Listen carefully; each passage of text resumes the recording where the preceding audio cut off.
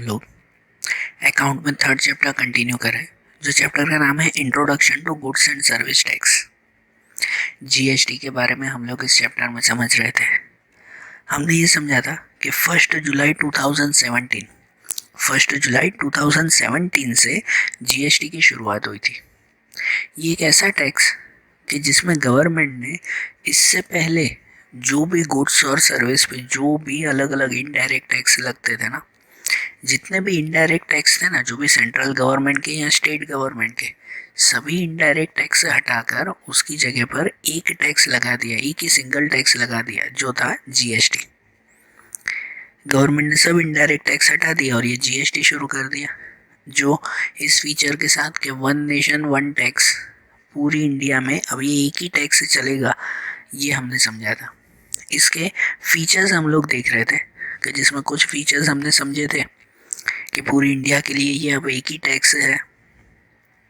ये टैक्स वो जनरली कोई भी चीज़ के ऊपर एक ही बार पे करना पड़ता है। आप जब वही चीज़ के ऊपर दूसरी बार जब वो टैक्स पे करने जाते हो तो आपको उस टैक्स का रिफंड मिल जाता है कि नहीं? ये हमने बात समझी थी ना। जीएसटी के लिए फिक्स रेट होते हैं, जो जीएसटी काउंसिल होती है ना, गवर्नमेंट की एक टीम है जो जीएसटी काउंसिल का है, तो वो टीम ये टैक्स फिक्स करती है कि कौन सी चीज़ के ऊपर कितना टैक्स लगेगा। ऐसे फीचर्स हम लोग देख रहे थे, जिसमें कुछ फीचर्स देखे थे और कुछ फीचर्स बाकी थे। तो अब वो फीचर्स को कंटिन्यू करें, जीएसटी के बारे में कुछ और बातें जाने। जैसे कि एक और फीचर आता है इसमें कि टैक्स डिस्ट्रीब्यूशन। टैक्स डिस्ट्रीब्यूशन इसका मतलब कि इसमें जो भी टैक्स है ना, जो भी जीएसटी टैक्स लगता है ना, उसका डिस्ट्रीब्यूशन सिस्टम वो सेंट्रल और स्टेट गवर्नमेंट बहुत ही सिस्टमेटिकली करती है। मीन्स कि सेंट्रल गवर्नमेंट और स्टेट गवर्नमेंट वो फिक्स कर लेती है कि कौन सी चीज़ के ऊपर कितना टैक्स लगता है और कौन से टैक्स की इनकम किसकी होगी, कौन सा टैक्स वो स्टेट गवर्नमेंट लेगी और कौन सा टैक्स की इनकम सेंट्रल गवर्नमेंट लेगी। इसका डिस्ट्रीब्यूशन पहले से ही फिक्स होता है, ठीक है? या फिर दूसरा कहते हैं टैक्स डिटर्मिनेशन। टैक्स डिटर्मिनेशन का मतलब ये होता है कि जो भी गुड्स और सप्लाई के ऊपर जो भी टैक्स लगते हैं वो पहले ही डिटर्मिनेट किए जाते हैं, पहले ही नक्की करते हैं कि इन चीज़ों के ऊपर ये टैक्स लगते हैं, बराबर ना? टैक्स डिटर्मिनेशन, डिटर्मिनेशन मतलब क्या? नक्की करना ही कहते हैं ना। जो गुड्स और सर्विस के मेन हेड्स होते हैं ना, मतलब ऐसे कहो कि भाई कौन सी सर्विसेज हैं वो कहो। जैसे कि अगर लग्जरियस कोई सर्विस हो ना, तो लग्जरियस जो भी सर्विस या लग्जरियस अगर गुड्स हो तो उनके ऊपर ज़्यादा टैक्स, ज़्यादा जीएसटी लगता है। बेसिक नीड्स की अगर जो गुड्स हो या बेसिक नीड्स की सर्विसेज हो तो उनके ऊपर जीएसटी कम लगता है। तो ऐसे जैसे जिस टाइप के गुड्स या जिस टाइप की सर्विसेज हो उसके हिसाब से टैक्स नक्की किया जाता है, सही? और वैसे ही उसके बाद वाला भी सेम ही है, pre determinate tax rate structure. इसका मतलब भी कि पहले से ही नक्की किया हुआ टैक्स रेट स्ट्रक्चर। गवर्नमेंट पहले से ही टैक्स रेट फिक्स रखती है, कौन सी चीज़ पे कितना परसेंटेज टैक्स लगेगा और उनमें कितने टैक्स होते हैं। ये पॉइंट हमने कल भी समझा था। और नेक्स्ट भी है 5 जीएसटी एक्ट।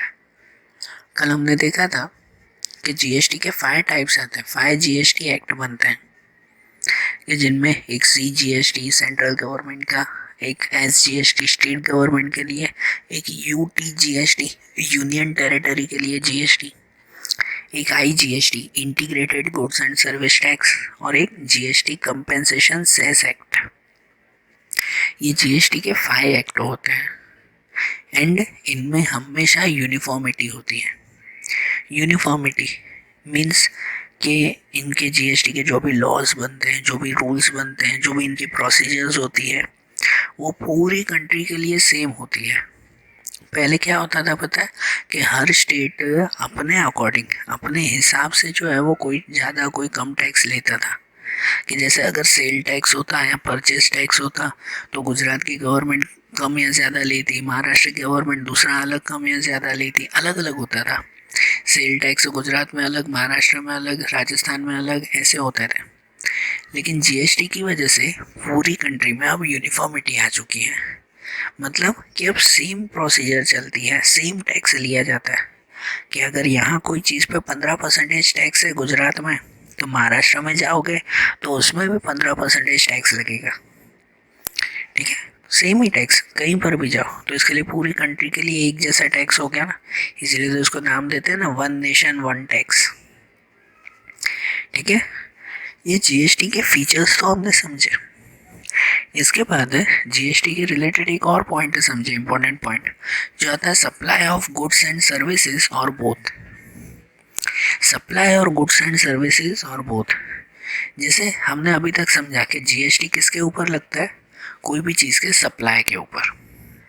जब कोई भी चीज़ की सप्लाई की जाती है ना, तो उसके ऊपर ये जीएसटी लगता है, ये बात हमने समझी। लेकिन सप्लाई कहाँ, कैसे और कितना जीएसटी लगता है, अब वो समझे। तो कहते हैं जब सप्लाई होती है ना, तो वो सप्लाई के दो टाइप आते हैं। एक आता है इंट्रा स्टेट सप्लाई और एक होता है inter state supply. Intra state supply मतलब क्या?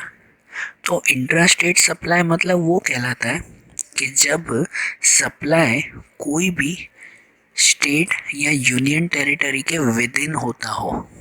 समझना ध्यान से, ये पॉइंट एक है आपका, अभी तक के आगे के पॉइंट तो जस्ट थियरी थे, ये पॉइंट है अभी के पॉइंट हैं जो आपको आगे के चैप्टर्स में भी काम आएंगे। ठीक है ना, आगे के चैप्टर्स में भी वो काम आएंगे, अभी तक तो थियरी थी। तो समझो ध्यान से, सप्लाई के समझो दो टाइप, इंट्रा स्टेट और inter state. Intra state supply वो कहलाता है कि जो सप्लाई विद इन स्टेट या यूनियन टेरिटरी की बाउंड्री में होता हो, मतलब एक ही स्टेट के अंदर जो सप्लाई होता हो ना, तो उसे इंट्रा स्टेट सप्लाई कहते हैं। मतलब गुजरात की चीज़ गुजरात में ही बेची जाए, गुजरात के बाहर नहीं। गुजरात में मतलब जैसे सूरत की चीज़ अहमदाबाद में, यहाँ अहमदाबाद की चीज़ भावनगर में, तो सूरत की सूरत में ही, सॉरी गुजरात की गुजरात में ही जब जो है वो कोई चीज़ बेची जाती हो ना, तो उसे इंट्रा स्टेट सप्लाई कहते हैं। या महाराष्ट्र की महाराष्ट्र में ही, पंजाब की पंजाब में ही, एक ही स्टेट में जो होता है, तो वो इंट्रा स्टेट सप्लाई कहते हैं। और दूसरा एक आता है, वो आता है इंटर स्टेट सप्लाई।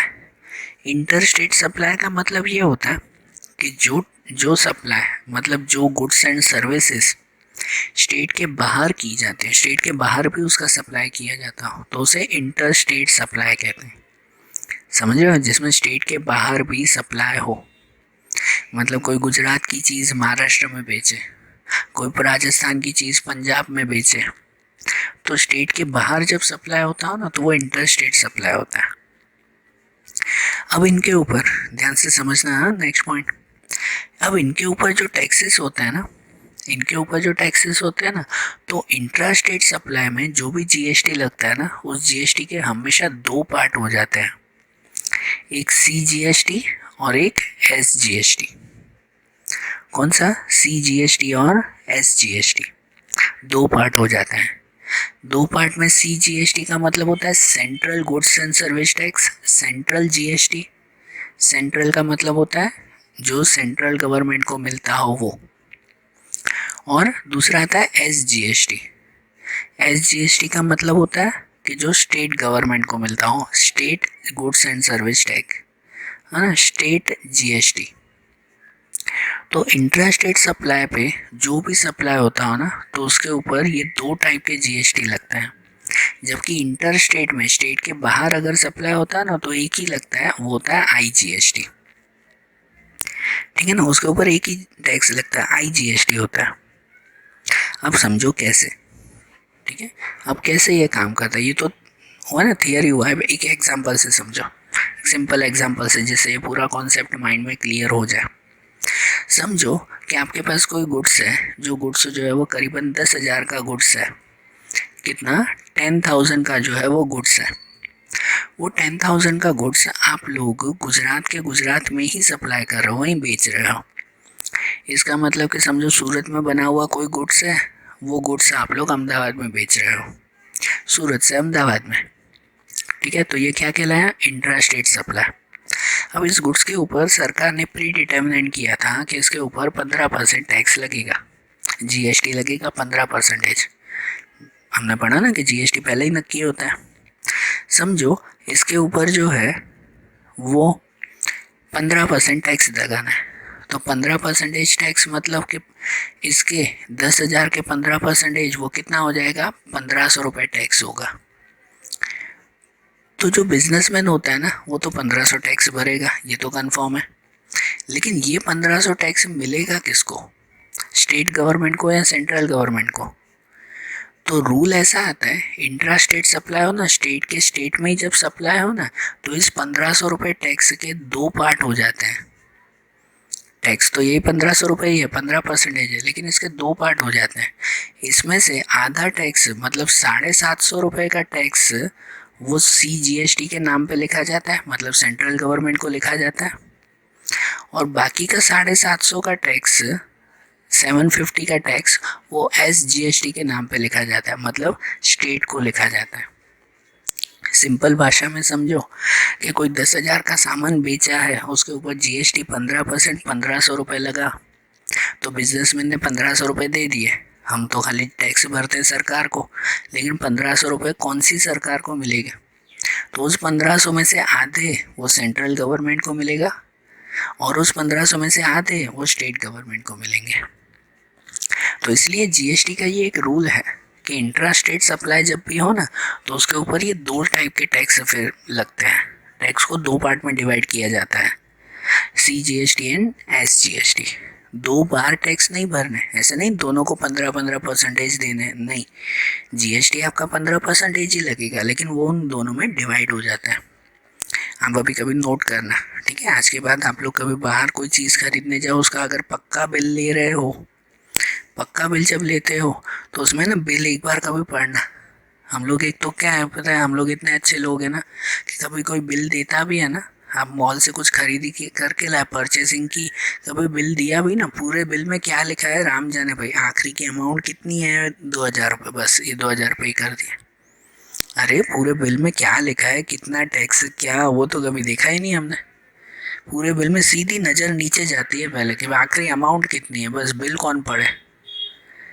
अब कभी ट्राई करना बेटा, आप लोग कभी कहीं पर भी कोई भी चीज़ खरीदो जिसका पक्का बिल हो, जैसे मॉल में कुछ खरीदते हो या बाहर कहीं पे कोई होटल वगैरह में जाते हो तो वहाँ पर खाना खाते हो, तो जब कुछ खरीदो ना तो उसके ऊपर देखना जो जीएसटी लगता है ना, उस जीएसटी में हमेशा CGST और SGST लगा हुआ होगा, क्योंकि आप तो एक ही जगह पर यार, गुजरात में ही वो चीज़ें बिक रही है ना, तो इसलिए उसमें CGST और SGST लिखा होगा, ध्यान देना, ठीक है? तो मतलब वो इंट्रा स्टेट सप्लाई है। और दूसरा होता है inter state supply. Inter state supply मतलब एक स्टेट से दूसरे स्टेट में। तो ये जब सप्लाई होता है ना, तो उसके ऊपर जीएसटी का नाम लिखते हैं IGST। है तो जीएसटी ना, परसेंटेज भी उतना ही होता है, नाम होता है IGST।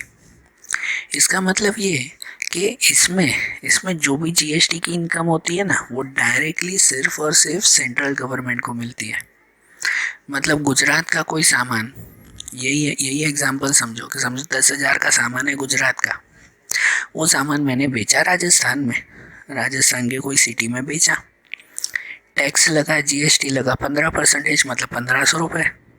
तो ये जीएसटी कौन सी सरकार को मिलेगा? हम तो खाली पे कर देते हैं, हम तो ऑनलाइन पे कर देते हैं, भाई जीएसटी 1,500 रुपये पे कर दिया, लेकिन एक्चुअली हमारे पैसे जा कहाँ रहे हैं? ये 1,500 कौन सी सरकार को मिले? गुजरात की सरकार को कि राजस्थान की सरकार को?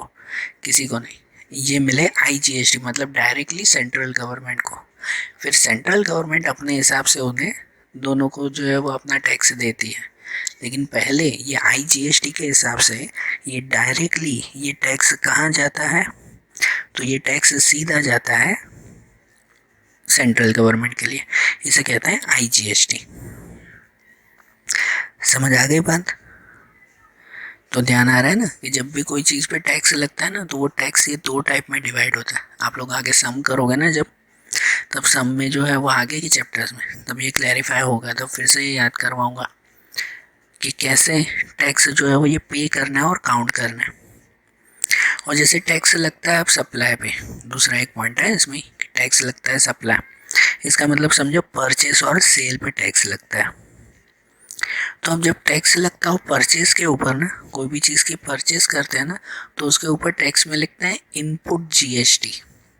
परचेज के वक्त क्या नाम लिखते हैं हम लोग? Input GST. परचेज मतलब खरीदना, मतलब सामान आ रहा है ना आपका, तो उस पर इनपुट जीएसटी लिखते हैं। फिर वो जीएसटी कोई भी हो, समझो इंट्रा स्टेट में गुजरात के गुजरात में ही अगर आप खरीद रहे हो ना, तो उस पर CGST और SGST लगता है। लेकिन अगर आप खरीद रहे हो तो आगे लिखना होता है इनपुट CGST और इनपुट SGST।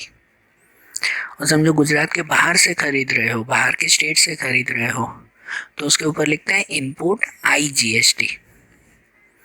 ठीक है, जब कुछ खरीदो ना तो टैक्स के ऊपर इनपुट लिखा जाता है, जीएसटी के आगे क्या लिखता है? इनपुट। ये भी कभी आप कोई बिल देखना पक्का, उसमें लिखा हुआ होता है, चेक करना, प्रैक्टिकली चेक किया करो, तो ऐसी चीज़ें ना आपको याद रह जाती हैं। फिर एग्ज़ाम के टाइम में याद नहीं रहता, क्योंकि प्रैक्टिकली आप लोग यूज़ नहीं करते हो इनका, तो ध्यान देना। फिर दूसरी चीज़ कि जब कोई चीज़ सेल करते हो आप, तो उसके ऊपर टैक्स लगता है आउटपुट। नाम क्या लिखते हैं हम लोग? Output tax, output GST. मतलब अगर गुजरात के गुजरात में ही बेचा है ना, तो उसमें लिखते हैं output CGST and output SGST। Gujarat के बाहर बेचोगे तो लिखते हैं आउटपुट IGST। तो बस सिंपल से 2 वर्ड तो आपको याद करना है। कोई चीज़ का परचेज करो तो लिखो इनपुट GST, और सेल करो तो लिखो आउटपुट GST।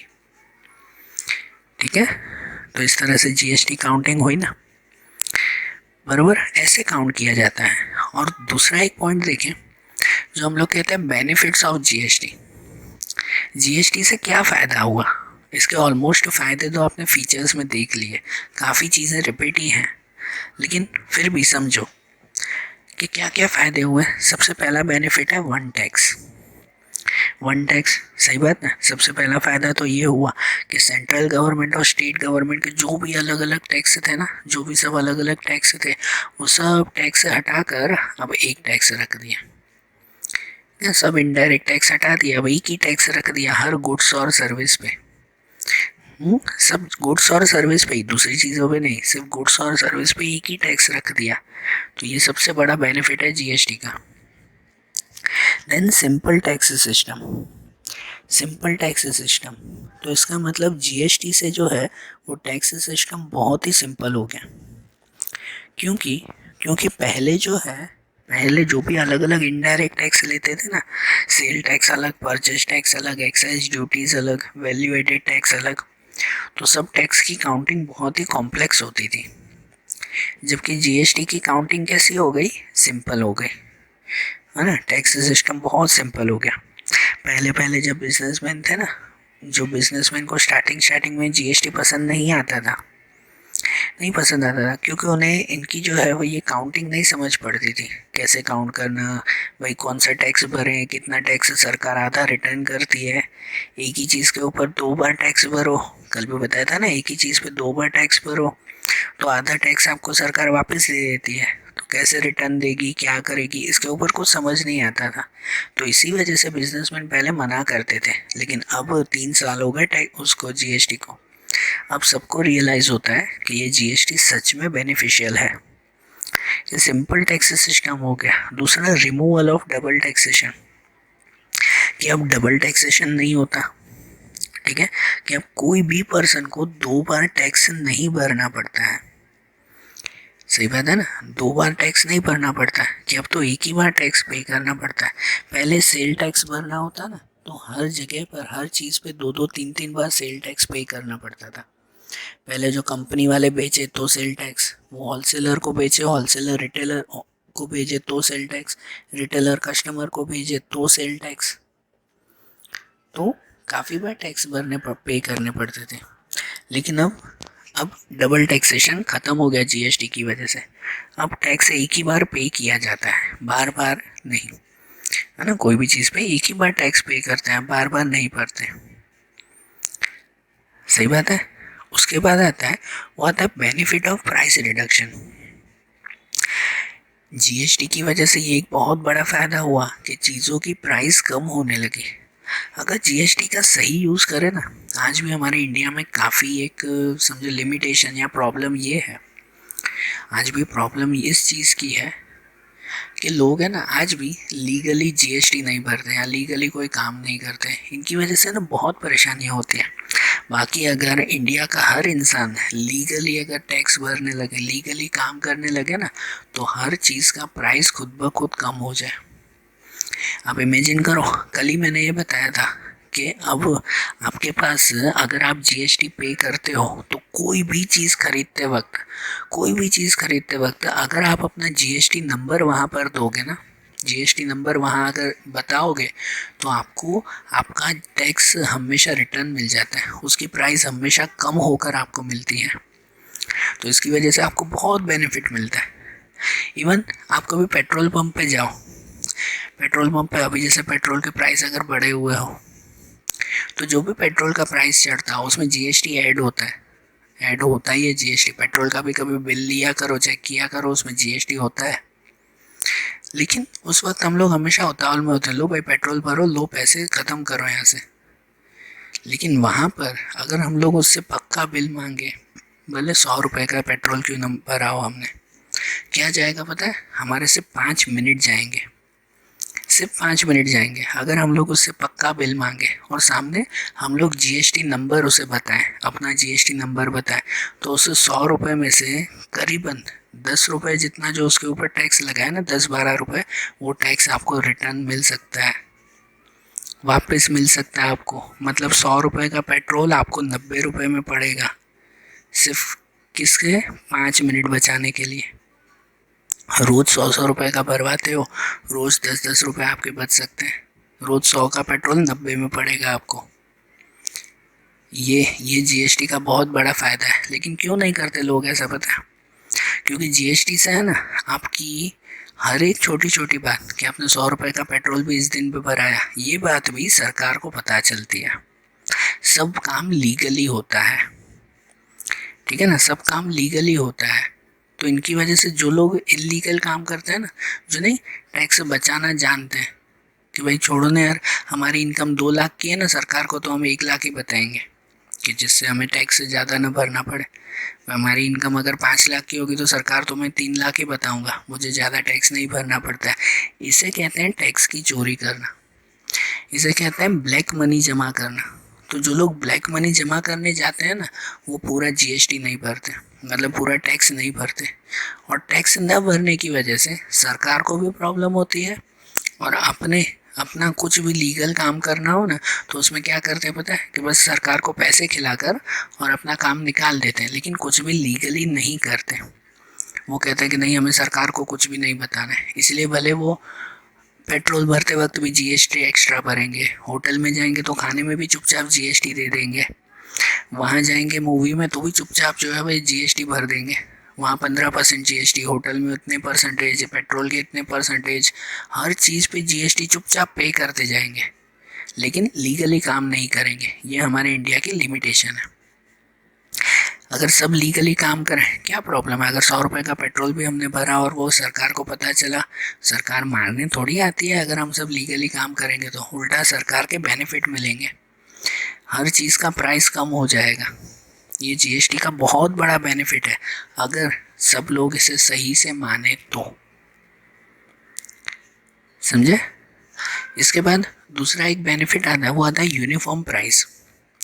यूनिफॉर्म प्राइस मतलब कि इसकी वजह से पूरी इंडिया में हर चीज़ के प्राइस सेम हो सकते हैं। अभी तक हुए नहीं है, 3 साल हो गए, क्योंकि लोग ये प्रॉपरली काम नहीं करते ना। लेकिन अगर हर कोई बराबर टैक्स भरे ना, तो क्या फ़ायदा होगा पता है, कि इंडिया में हर जगह पर हर चीज़ का सेम प्राइस होगा। आप यहाँ पे चावल खरीदने जाते हो ना, आपके जो भी सिटी में आप रहते हो, कि आप यहाँ पर अगर चावल खरीदने जाते हो तो अपने आसपास जो भी चावल आप खरीदते हो उसमें समझो 30 रुपये 40 रुपये किलो मिलता होगा। वही चावल अगर आप महाराष्ट्र में जाकर खरीदते हो तो वहाँ शायद आपको अलग प्राइस में मिलेंगे। वही चावल दूसरे स्टेट में खरीदोगे तो शायद प्राइस में फ़र्क होगा, होता है ना प्राइस में फ़र्क। क्यों पता है? क्योंकि आधी जगह पर टैक्स भरते हैं, आधी जगह पर टैक्स नहीं भरते हैं। कोई आधा टैक्स भरता है, कोई पूरा टैक्स भरता है। ये प्रॉब्लम है, लीगल काम कोई नहीं करता। लेकिन अगर सब लीगली काम करें ना, तो शायद पूरी इंडिया में यूनिफॉर्म प्राइस हो, कि अगर आप गुजरात में कोई सामान खरीदते हो तो भी आपको वो कितने, कि भाई 30 रुपये किलो ही पड़ेगा।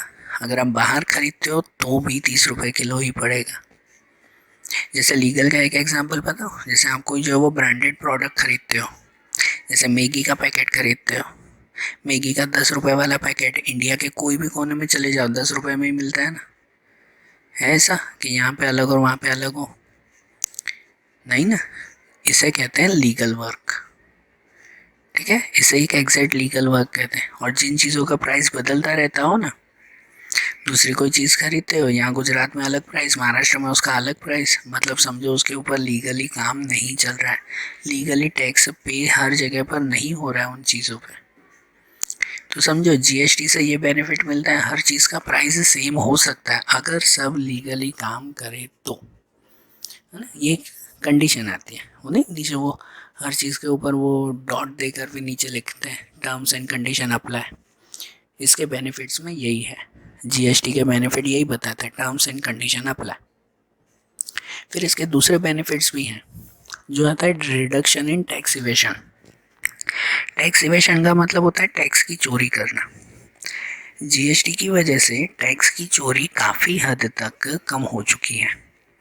पहले जैसे बताया हर चीज़ पे जो है वो 4-5 अलग अलग टैक्स लगते थे, sale tax, purchase tax, excise duties, जो भी अलग अलग टैक्स लगते थे, जिनकी वजह से लोग क्या करते थे कि 5 टैक्स अगर भरने अलग अलग, 2 टैक्स भरते थे, 3 को छोड़ देते थे, है ना। वो सरकार भी चेक नहीं कर पाती थी किसने कौन सा टैक्स भरा। एक बिजनेसमैन ने 5 में से कोई 2 भरे, दूसरे ने 3 भरे, दूसरे ने पता नहीं कौन से भरे, तो सरकार भी चेक नहीं कर पाती थी, प्रॉब्लम होती थी और लोग टैक्स की चोरी करते थे भरपूर।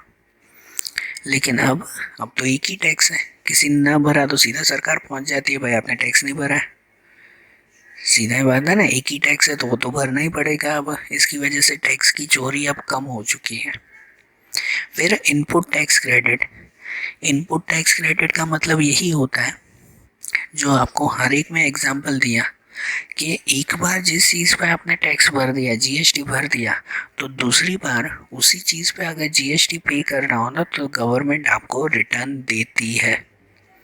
इवन आप अपने बिजनेस में कोई चीज़ का टैक्स अगर जीएसटी भरते हो तो उसके बाद आप कोई भी दूसरी चीज़ें खरीदते हो ना, हर चीज़ों पे आपको टैक्स रिटर्न मिलता है। इसे इनपुट टैक्स क्रेडिट कहते हैं।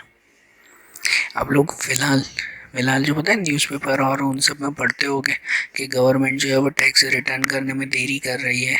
तो गवर्नमेंट कौन सा टैक्स रिटर्न करती है? हमने टैक्स जो है वो ये गवर्नमेंट से लेना कौन सा होता है? ये टैक्स लेना होता है। कि हम कोई भी चीज़ में टैक्स अब जब आप पे करते हो ना, जैसे मैंने बताया पेट्रोल पंप पे अगर आप जो है वो अपना जीएसटी नंबर दोगे ना, तो आपको पेट्रोल का वो जीएसटी टैक्स आपके बैंक अकाउंट में सीधा गवर्नमेंट रिटर्न करेगी। वो उस वक्त समझो 100 रुपये का पेट्रोल है तो उस वक्त तो आपको 100 रुपये ही पे करने होंगे, लेकिन वो जो 10 रुपये का टैक्स आपको रिटर्न मिलेगा, लेकिन गवर्नमेंट कैश नहीं देगी, वो आपके बैंक अकाउंट में जमा कर देगी कि ये आपको आपके टैक्स रिटर्न मिले। वो गवर्नमेंट है ना 1 महीने के या 3 महीने के एक साथ सब जमा करती है।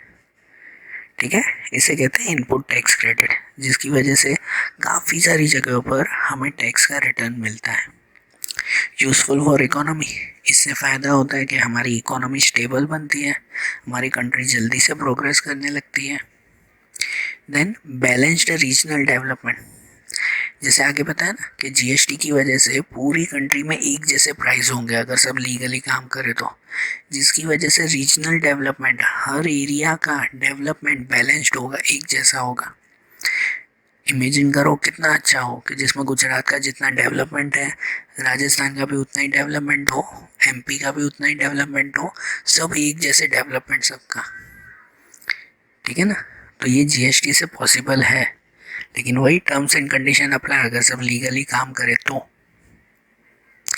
फिर reduction in administrative work. Administrative मतलब मैनेजमेंट का वर्क। जीएसटी की वजह से गवर्नमेंट का भी मैनेजमेंट का वर्क कम हो चुका है। पहले गवर्नमेंट को अलग अलग जो है वो संभालना पड़ता था, ये टैक्स भी संभालो, वो टैक्स भी संभालो। अब सब टैक्स हटाकर एक टैक्स आ गया, तो अब गवर्नमेंट को भी संभालने के लिए एक ही टैक्स है, इजीली संभाला जाता है। And reduction in government operations, ये भी वही ना कि गवर्नमेंट के कामों में भी कमी आ गई। जो पहले उन्हें हर टैक्स के लिए अलग अलग काम करना पड़ता था, किसने कितना टैक्स भरा, किसने कौन सा टैक्स चोरी किया, किसने नहीं भरा। लेकिन अब तो एक ही जीएसटी टैक्स है, इसीलिए इनका वर्कलोड कम हो गया। अब एक ही टैक्स किसने भरा कि नहीं भरा वो सरकार को एक ही बार में पता चल जाता है। ठीक है, तो ये सब बेनिफिट्स है ना। और आखिरी एक पॉइंट देखें इसका, आखिरी एक पॉइंट है वो आता है rates of GST. Rates of GST कि जीएसटी के रेट्स कौन से, जैसे मैंने बताया कि भाई जीएसटी के लिए जीएसटी काउंसिल गवर्नमेंट ने बनाई है, मतलब एक टीम बनाई है जीएसटी की जो इसके रिलेटेड वर्क करती है, और वो हर चीज़ के ऊपर टैक्स कितना लगेगा वो फिक्स करते हैं। जनरली जीएसटी के रेट्स है ना वो 0% से लेकर 28% तक होता है, मतलब कोई भी चीज़ पे 28% से ज़्यादा टैक्स नहीं लगेगा, बराबर। और गवर्नमेंट ने इनके लिए ना अलग अलग शेड्यूल बनाए हैं। यहाँ जैसे आप टेबल में देख रहे हो, आगे जैसे लिखा हो ना, पहले में schedule rate, GST rate, schedule and GST rate, अलग अलग शेड्यूल है। शेड्यूल का मतलब समझो कि अलग अलग पार्ट्स हैं, जिसके अंदर हर शेड्यूल के अंदर कौन कौन सी चीज़ें इंक्लूड होगी ये गवर्नमेंट फिक्स करती है। कि जैसे पहला शेड्यूल है उसके ऊपर 5% टैक्स लगेगा।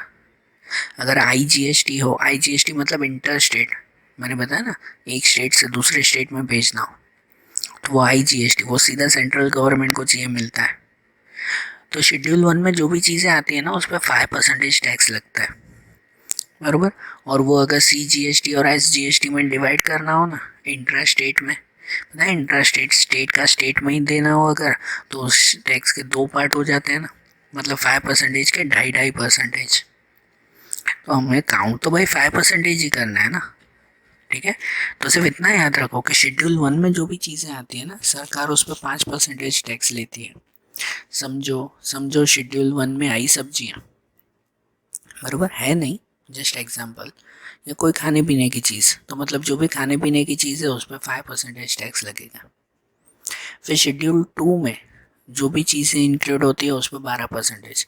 समझो शेड्यूल 2 में आती हो, अगर अगर शेड्यूल 2 में समझो आती हो स्टेशनरी की चीज़ें, कपड़ों की चीज़ें, ठीक है, बुक्स वगैरह, ये सब चीज़ें। एग्जाम्पल, शेड्यूल 2 में जो जो चीज़ें आती है ना उस पर गवर्नमेंट 12% टैक्स लेगी। इंट्रा स्टेट हो तो वो 6 में डिवाइड हो जाएगा। शेड्यूल 3 में जो भी चीज़ें आती है उस पर 18%। शेड्यूल 4 में जो चीज़ें इंक्लूड होती है उस पर 28%। शेड्यूल 4 में जनरली लग्जरियस चीज़ें हुई, ठीक है ना, जिस पर सबसे ज़्यादा टैक्स लगता है। शेड्यूल 5 में जो चीज़ें आती हो उस पर 3%, और शेड्यूल 6 में जो चीज़ें आती हो उस पर 0.25%। शेड्यूल 6 में ऑलमोस्ट एग्रीकल्चर प्रोडक्ट आते हैं कि जिनके ऊपर गवर्नमेंट सबसे कम जीएसटी लेती है, बराबर ना। तो ऐसे गवर्नमेंट पहले ही शेड्यूल बना चुकी है। हाँ, इन शेड्यूल में कुछ कुछ चेंजेस आते रहते हैं, 3 साल में बहुत बार चेंजेस हुए हैं, लेकिन वो गवर्नमेंट ही चेक करती है और वही फिक्स करती है कौन से शेड्यूल में कौन सी थिंग्स इंक्लूड होगी, और फिर उनके हिसाब से उनमें टैक्स आते हैं। कभी चेक करना हो ना तो सिर्फ गूगल पर जो है वो सिर्फ सर्च करना, आप लोग गूगल पर सिर्फ सर्च कर लेना कि जीएसटी शेड्यूल्स, जीएसटी के शेड्यूल्स, तो उसमें 1 2 3 4 5 6 सभी शेड्यूल में कौन कौन सी चीज़ें इंक्लूड होती है वो आपको बता देगा। हाँ, तो आपको पता चलेगा कौन सी चीज़ में हमें कितना % टैक्स भर सकते हैं। ठीक है, तो आज जीएसटी के बारे में ये पॉइंट से समझ में आया ना। तो आज जैसे अकाउंट का हमने ये चैप्टर देखा ना, ऐसे ही अब अकाउंट के दूसरे चैप्टर्स हम लोग अगले वीडियोस में देखेंगे। Okay, thank you.